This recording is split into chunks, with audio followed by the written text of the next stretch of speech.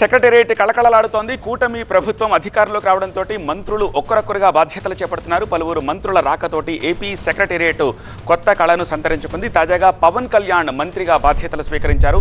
ఇంద్రకీలాద్రి వేద పండితుల ఆశీర్వచనం తర్వాత ఉపాధి హామీ, ఉద్యానవన నిధుల మంజూరుపై తొలి సంతకం చేశారు. ఏపీ హోంమంత్రిగా వంగలపూడి అనిత బాధ్యతలు స్వీకరించారు. సెక్రటేరియట్ 2వ బ్లాక్లోని తన ఛాంబర్లో పూజలు చేసి హోం, విపత్తు నిర్వహణ శాఖ మంత్రిగా బాధ్యతలు చేపట్టారు. అలాగే ఏపీ శాసనసభ వ్యవహారాల మంత్రిగా పయ్యావుల కేశవ్ బాధ్యతలు స్వీకరించారు. అసెంబ్లీలోని మంత్రి కార్యాలయంలో ఆయన బాధ్యతలు చేపట్టారు. ఈ నెల 21, 22వ తేదీల్లో అసెంబ్లీ నిర్వహణ నేపథ్యంలో సంబంధిత దస్త్రాలపై సంతకాలు చేశారు మంత్రి పయ్యావుల కేశవ్. ఇక చంద్రబాబుతో పాటు 24 మంది మంత్రుల ప్రమాణ స్వీకారం చేయగా ఇప్పటి వరకు 6 బాధ్యతలు స్వీకరించారు. రేపు ఒక మంత్రి బాధ్యతలు చేపట్టనుండగా మిగతా మంత్రులు 1-2 రోజుల్లో వారి శాఖల బాధ్యతల్ని స్వీకరించనున్నారు. వారికోస్ వెయిన్స్ వ్యాధికి కేవలం 30 నిమిషాల్లో చికిత్స. కాల్ చేయండి 9989527715.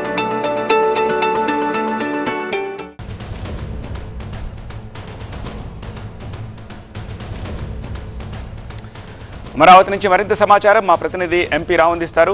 ఎంపీ రావు, విత్ దిస్ ఇంకా చాలామంది మంత్రులు బాధ్యతలు స్వీకరించాల్సి ఉంది కదా, సో వాళ్ళు ఎప్పటిలోపు స్వీకరిస్తారు? బికాస్ క్యాబినెట్ మీట్ ఉంది అండ్ ఈలోపు అసెంబ్లీలో ఎమ్మెల్యేలుగా ప్రమాణ స్వీకారం కూడా చేయాల్సి ఉంది కాబట్టి. అండ్ రేపటి ముఖ్యమంత్రి చంద్రబాబు అమరావతి పర్యటనకు సంబంధించిన డీటెయిల్స్ ఏంటి? అంటే ఇప్పటి వరకు మొత్తం 24 మంది మంత్రుల్లోనూ కేవలం 7 మంత్రులు మాత్రమే ఇప్పటివరకు అధికారికంగా బాధ్యతలు చేపట్టారు. ఇంకా మరొక 17 మంది మంత్రులు బాధ్యతలు చేపట్టాల్సి ఉంది. వారిలో మరొక 2 రేపు బాధ్యతలు చేపట్టబోతున్నారు. అయితే ఈ నెల 24వ తేదీన క్యాబినెట్ భేటీ ఉంది కాబట్టి క్యాబినెట్ కంటే ముందే వారంతా కూడా మంత్రులుగా బాధ్యతలు చేపట్టాల్సి ఉంటుంది కాబట్టి సో వచ్చే శనివారం లోపు, అంటే వచ్చే శని ఆదివారం 23వ తేదీలోపు మొత్తం మిగిలినటువంటి 17 మంది మంత్రులు కూడా బాధ్యతలు చేపట్టే అవకాశం ఉంది. ఇప్పటివరకు కూడా గత 5 రోజుల్లో ఇప్పటివరకు 7 మంత్రులు మొదటి రోజు శాఖలు ప్రకటించిన రోజు అదే రోజు సాయంత్రం ఐఎన్పిఆర్ అండ్ హౌసింగ్ మంత్రిగా పార్థసారథి బాధ్యతలు చేపట్టారు. ఆ తర్వాత రోజు మున్సిపల్ శాఖ మంత్రిగా నారాయణ, అలాగే వైద్యారోగ్య శాఖ మంత్రిగా సత్యకుమార్ కూడా బాధ్యతలు చేపట్టారు. ఇంకా నెక్స్ట్ డే గిరిజన సంక్షేమ, మహిళా శిశు సంక్షేమ, గిరిజన సంక్షేమ శాఖ మంత్రిగా గుమ్మిడి సంధ్యారాణి బాధ్యతలు చేపట్టారు. ఈరోజు పవన్ కళ్యాణ్ విజయవాడలో ఆయన క్యాంప్ కార్యాలయంలో పవన్ కళ్యాణ్ ఉప ముఖ్యమంత్రి, అలాగే పంచాయతీరాజ్ గ్రామీణాభివృద్ధి శాఖల మంత్రిగాను, అలాగే అటవీ పర్యావరణ శాఖ మంత్రిగా పవన్ కళ్యాణ్ బాధ్యతలు చేపట్టారు. ఇక సచివాలయంలో హోంమంత్రిగా వంగలపూడి అనిత బాధ్యతలు స్వీకరించారు. అలాగే 2 శాఖలు ఉన్నటువంటి శాసనసభ వ్యవహారాల శాఖ మంత్రి, అలాగే ఆర్థిక శాఖ మంత్రిగా ఉన్నటువంటి పయ్యావుల కేశవ్ ఈరోజు అసెంబ్లీలో, అంటే అసెంబ్లీ సమావేశాలు ప్రారంభమైపోతున్నాయి కాబట్టి ఆయన అసెంబ్లీలోని తన ఛాంబర్లో శాసనసభ వ్యవహారాల మంత్రిగా ఆయన బాధ్యతలు చేపట్టారు. మరొక 4-5 రోజుల తర్వాత అధికారికంగా సచివాలయంలోని తన ఛాంబర్లో ఆర్థిక శాఖ మంత్రిగా కూడా ఆయన బాధ్యతలు చేపట్టబోతున్నారు. సో ఇప్పటి వరకు 7 మంత్రులు బాధ్యతలు స్వీకరించారు. దీంతో ప్రతిరోజు కూడా ఏదో ఒక మంత్రి బాధ్యతలు చేపట్టడం ఉండడంతో ఇప్పటి వరకు గత 5 ఏళ్లలో ఎప్పుడు కూడా సచివాలయంలో లేనంత కళ ఇప్పుడు గత వారం 10 రోజులుగా కూడా నెలకొందని చెప్పుకోవచ్చు. ఇప్పుడు నా వెనకాల ఉన్నటువంటి విజువల్స్లో చూస్తున్నటువంటి ఆ జనమే సచివాలయం కలగలాడుతుంది అని చెప్పడానికి కూడా ఉదాహరణ. ఎందుకంటే గతంలో గత 5 ఏళ్ల కాలంలో ఈ టైంలో సాయంత్రం 5 గంటల ప్రాంతంలో ఉద్యోగులంతా కూడా తిరిగి ఇంట్లోకి వెళ్ళిపోయి హడావుళ్ళు ఉండేవారు తప్ప ఎవరు కూడా బయట నుంచి వచ్చినటువంటి వారు కానీ విజిటర్స్ కానీ వచ్చేవారు కాదు.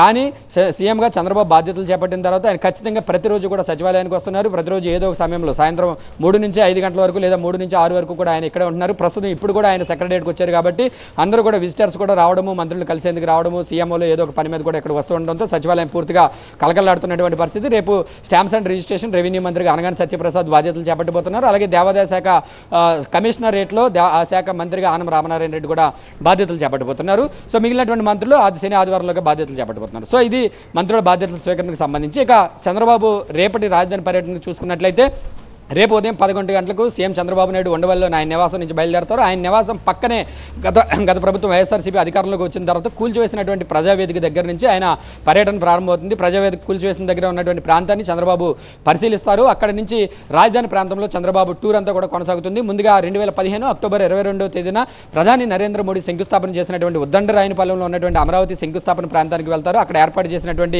గ్యాలరీ, అక్కడ ఉన్నటువంటి పరిసరాలన్నింటినీ కూడా పరిశీలిస్తారు. ఆ తర్వాత అక్కడి నుంచి రాజధానిలోనే కీలకమైనటువంటి మేజర్ రోడ్డు అయిన సీడ్ యాక్సెస్ రోడ్డుకి చేరుకుని దాని సీడ్ యాక్సెస్ రోడ్డుని ఆనుకుని నిర్మాణాలు దాదాపుగా 90% నిర్మాణాలు పూర్తయినటువంటి ఆల్ ఇండియా సర్వీస్ అధికారుల యొక్క క్వార్టర్స్ను పరిశీలిస్తారు. అక్కడి నుంచి కొంచెం లోపలికి వెళ్ళిన తర్వాత నేలపాడులో క్లాస్ 4 ఎంప్లాయీస్, అలాగే ఏపీ ఎన్జిఓలకు సంబంధించి ఇతర ఉద్యోగులకు సంబంధించి నిర్మాణంలో ఉన్నటువంటి దాదాపుగా 50% పూర్తయిపోయినటువంటి నిర్మాణంలో ఉన్నటువంటి క్వార్టర్స్ను పరిశీలిస్తారు. ఆ పక్కనే హైకోర్టు సమీపంలో ఉన్నటువంటి జడ్జిల క్వార్టర్స్ను కూడా పరిశీలించి చివరిగా సిఆర్డీఏ ప్రాజెక్ట్ ఆఫీస్ ఉంది రాజధానిలో. ఆ ప్రాజెక్ట్ ఆఫీస్కి వద్దకు వెళ్ళిన తర్వాత ప్రస్తుతం రాజధానిలో ఉన్నటువంటి స్టేటస్ గురించి అంతా కూడా అధికారులతో చర్చించిన తర్వాత అక్కడే సీఎం చంద్రబాబు మీడియాతో మాట్లాడతారు. సో రేపు రాజధాని పర్యటన తర్వాత ఇప్పటివరకు అయితే రాజధాని క్లీనింగ్ పనులు అయితే చెత్త క్లీనింగ్ కానీ అక్కడ గత 5 ఏళ్ల కాలంలో రాజధానిలో ఎలాంటి నిర్మాణాలు కానీ పనులు కానీ చేపట్టకపోవడంతో పెద్ద ఎత్తున ముళ్ళ కంపలు కానీ పిచ్చి మొక్కలు కానీ లేచిపోయినటువంటి పరిస్థితి. అటువంటి వాటినన్నింటినీ కూడా ఆయా నిర్మాణాల వద్ద ఉన్నటువంటి పిచ్చి కంపలన్నింటినీ కూడా తొలగిస్తున్నటువంటి పరిస్థితి, మొత్తం క్లీనింగ్ చేస్తున్నారు. అయితే నిర్మాణాలు ఎప్పటి నుంచి మొదలు పెట్టాలనే దాని మీద కూడా మంత్రి నారాయణ క్లారిటీ ఇచ్చారు.